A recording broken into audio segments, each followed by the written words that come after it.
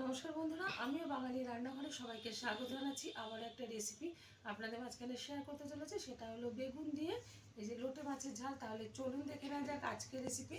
এখানে আমি 1 কিলো 250 গ্রাম লোটে মাছ নিয়েছি, আর এটা কিন্তু পুরোটাই রান্না করব। প্রথমে কিন্তু এটা ভালোভাবে আমি কেটে টুকরো করে নেব, তারপরে কিভাবে রান্না করব সেটা আপনাদের মাঝখানে শেয়ার করব। লোটে মাছটা রান্না করার জন্য ওভেনে কড়াই বসিয়ে তাতে দিয়ে দিয়েছি কিছুটা তেল। তেলটা গরম হয়ে গেছে, তেলের মধ্যে দিয়ে দিচ্ছি 1/2 চামচ হলুদ গুঁড়ো। আর এদিকে লম্বা লম্বা টুকরো করে বেগুনগুলো কেটে দিয়ে পরিষ্কার করে নিয়েছি, ভেজে তুলে নেব একটা পাত্রে। এখানে কিন্তু কোনো লবণ ব্যবহার করব না, তাহলে কিন্তু বেগুন থেকে জল ছাড়া মানে কাটা শুরু হয়ে যাবে। তো সেই কারণে আমি বেগুনে কোনো লবণ ব্যবহার করব না, শুধু হলুদ দিয়ে কিন্তু আমি ভেজে তুলে নেব একটা পাত্রে। বেগুনগুলো ভেজে তুলে নিয়েছি একটা পাত্রে। এখন এই তেলে দিয়ে দিচ্ছি কিছুটা কালো জিরে ফোড়ন, দিয়ে দিচ্ছি কুচিয়ে রাখা পেঁয়াজ,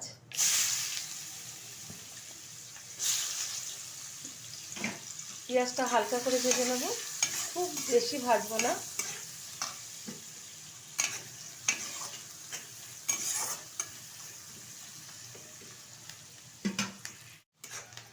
পেঁয়াজটা কিন্তু খুব ভালোভাবে ভাজিনি, হালকা করে ভেজে নিয়েছি। এখন দিয়ে দেবো একটা কেটে রাখা টমেটোর মধ্যে, দিয়ে দিচ্ছি এখানে কাঁচা লঙ্কা।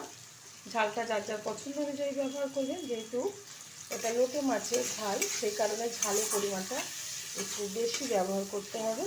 তো যে যেরকম ঝাল খাবেন সেই অনুযায়ী কিন্তু ব্যবহার করবেন। দিয়ে দিচ্ছি 1.5 চামচ হলুদ গুঁড়ো, যেহেতু লোটে মাছ কিন্তু সাদা টাইপের হয়, আর এখানে কাঁচা লঙ্কা পড়েছে আরও সাদা লাগবে, সেই কারণে এখানে একটু হলুদের পরিমাণটা বেশি ব্যবহার করতে হবে। দিয়ে দিচ্ছি পরিমাণ মতো লবণ, কারণ লবণটা কিন্তু বুঝে ব্যবহার করতে হবে। আমি যখন লোটে মাছটা ভালোভাবে কেটে ধুয়ে পরিষ্কার করে নিয়েছি তখন কিন্তু হালকা একটু লবণ মাখিয়ে নিয়েছি। দিয়ে দিচ্ছি বেটে রাখা মশলা, এখানে জিরে, ধনে, আদা, রসুন, আর দিয়েছি 2টো শুকনো লঙ্কা। নাহলে কিন্তু মাছটা একদম সাদা সাদা ভাব হবে। অনেকে কিন্তু সাদা তরকারি খেতে পছন্দ করে না, যেরকম আমাদের বাড়ির পরিবারের কেউ সাদা তরকারি খেতে পছন্দ করে না, সেই কারণে আমি একটু এখানে লঙ্কাটা বেটে ব্যবহার করেছি। আর যারা শুধু কাঁচা লঙ্কা দিয়ে খেয়ে থাকেন যে কোনো মাছ বা তরকারি, তারা কিন্তু শুধু কাঁচা লঙ্কা দিয়েই এটা রান্না করে নিতে পারে। তো ভালোভাবে এবার কষিয়ে নেব মশলাটা। মশলাটা কিন্তু ভালোভাবে কষিয়ে নিতে হবে, কারণ লোটে মাছটা কিন্তু দেওয়ার পর বেশি নাড়ানো যাবে না, এমনি অটোমেটিক ভেঙে যায় লোটে মাছ। সেই কারণে মশলাটা আগের থেকেই ভালোভাবে এখানে কষিয়ে নিতে হবে, নাহলে কিন্তু কাঁচা গন্ধ বেরিয়ে আসবে মাছটা রান্না করার পরে।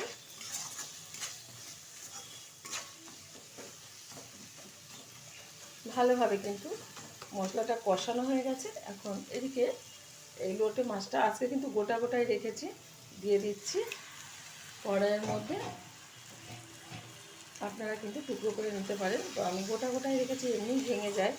আমার এই রেসিপি যদি আপনাদের ভালো লেগে থাকে আপনারা অবশ্যই আমার চ্যানেলটিকে সাবস্ক্রাইব করবেন, লাইক করবেন, শেয়ার করবেন। আর ঠিক যেরকমভাবে আজকে লোটে মাছের ঝাল দেখাচ্ছি এরকমভাবে অবশ্যই একবার ট্রাই করবেন।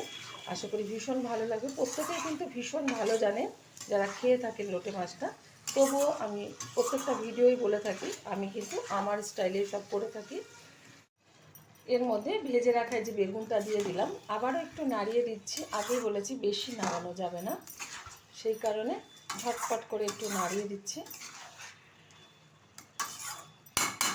আর এটা কিন্তু মিডিয়াম আঁচে রান্না করে নিতে হবে, একদম লো আঁচে রান্না করলে কিন্তু এটা এমনি ঘেটে যাবে।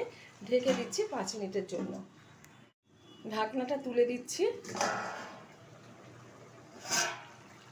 প্রচুর পরিমাণে কিন্তু জল বেরিয়েছে। এখন এটা হালকা করে একটু নাড়িয়ে দেব, না নাড়ানোর ফলেও কিন্তু এগুলি ভেঙে যায়। জলটা কিন্তু শুকিয়ে নেব। অনেকে একটু ঝোল ঝোল টাইপের খায়, তো আমি এতটা ঝোল ঝোল রাখবো না, যেহেতু ঝাল হালকা একটু রাখবো। অনেকটাই কিন্তু ঝোল ভাত আমি টানিয়ে নিয়েছি। এখন আমি নামিয়ে নেব আর ঢেলে দেবো একটা পাত্রে, আর গরম গরম ভাতের সাথে এটা সার্ভ করবো। খেতে কিন্তু ভীষণ ভালো লাগে। দেখাবো পরের ভিডিওতে নতুন কোনো রেসিপি নিয়ে।